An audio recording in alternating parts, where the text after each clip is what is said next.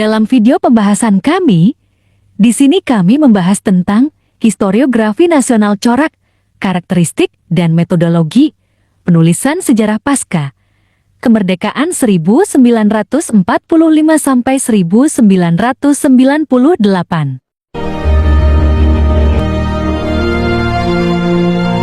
Proklamasi. Kami, bangsa Indonesia, dengan ini menyatakan kemerdekaan Indonesia.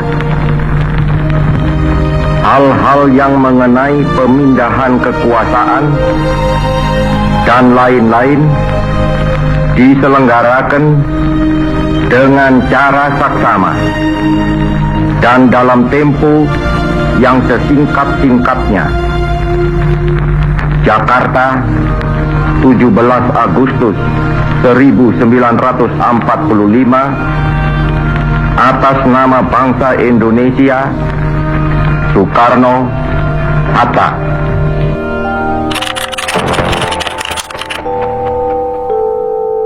Proklamasi 17 Agustus 1945 mendorong dekolonisasi, penulisan sejarah dari perspektif Belanda menuju sejarah nasionalis yang menempatkan masyarakat Indonesia sebagai tokoh utama. Historiografi nasional berusaha Indonesia sentris, ditandai dengan Seminar Sejarah Nasional 1957 yang meski tidak menghasilkan karya konkret, meningkatkan kesadaran akan pentingnya penelitian ulang sumber sejarah. Hingga 1960-an, karya Sanusi Pen masih menjadi acuan. Pasca kemerdekaan, historiografi Indonesia terbagi per periode. Pada Orde Lama, dipengaruhi Soekarno, sejarah ditulis secara sentralistik dan eskatologis, menekankan kejayaan prakolonial, masa gelap kolonial, kebangkitan nasional, hingga kemerdekaan.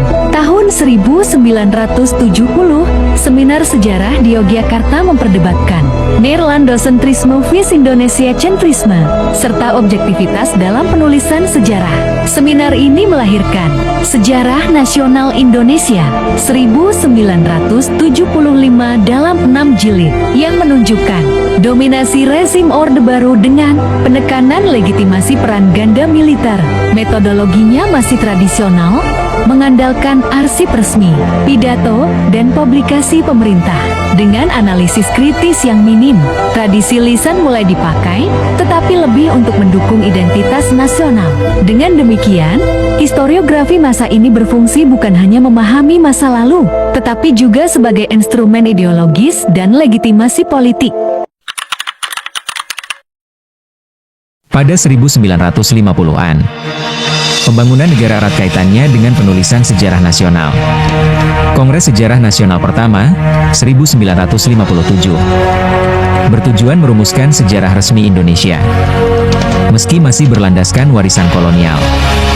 Pada era Orde Baru, 1966-1998, historiografi bersifat sentralistis dan eskatologis, menempatkan negara sebagai aktor tunggal pembangunan.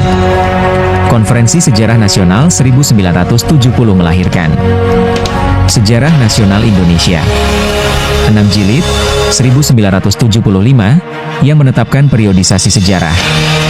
Meski masih mencerminkan pengaruh kolonial dan syarat kepentingan politik Orde Baru, metode penulisan sejarah pada masa ini didominasi studi pustaka dan arsip resmi, dokumen negara, pidato, undang-undang, media pemerintah.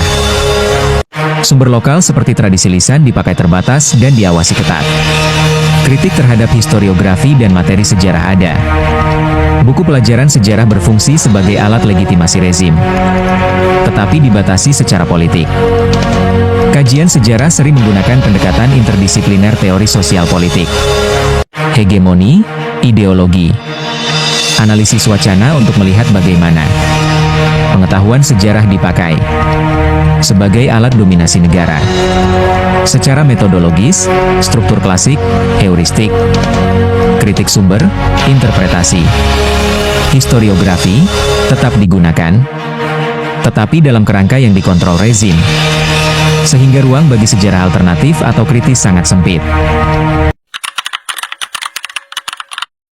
Historiografi Indonesia Pasca Orde Baru ditandai dengan peninjauan ulang sejarah yang bias pada masa sebelumnya, khususnya narasi politik dan militer Orde Baru. Jika pada masa Orde Baru sejarah dipakai untuk legitimasi kekuasaan dengan narasi tunggal, hegemonik, dan berpusat pada negara serta militer, maka pasca reformasi sejarah mulai ditulis dengan banyak perspektif. Sejarah tidak lagi hanya state-oriented, tetapi lebih people-oriented, memberi ruang bagi pengalaman rakyat biasa, perempuan, kelompok adat, minoritas, dan korban peristiwa ke-1965. Metodologinya lebih interdisipliner, memanfaatkan sumber lisan, kesaksian, antropologi, sosiologi, dan kajian budaya, serta mengembangkan historiografi kritis untuk membongkar bias dan kepentingan dalam penulisan sejarah resmi. Selain itu, berkembang sejarah lokal dan maritim sejalan dengan semangat otonomi daerah, serta keterlibatan berbagai aktor non-akademik, aktivis, jurnalis, komunitas dalam penulisan sejarah. Kondisi ini melahirkan dinamika baru, narasi sejarah lebih demokratis dan terbuka, akademik dan keberagaman versi sejarah. Secara keseluruhan, historiografi pasca Orde Baru lebih multiperspektif, kritis, demokratis, dan menjadi sarana menggali identitas serta ingatan kolektif masyarakat Indonesia. Terima kasih sudah menonton video kami. Jika ada pertanyaan, kritik, atau saran bisa langsung ditanyakan kepada presentator yang lagi di depan.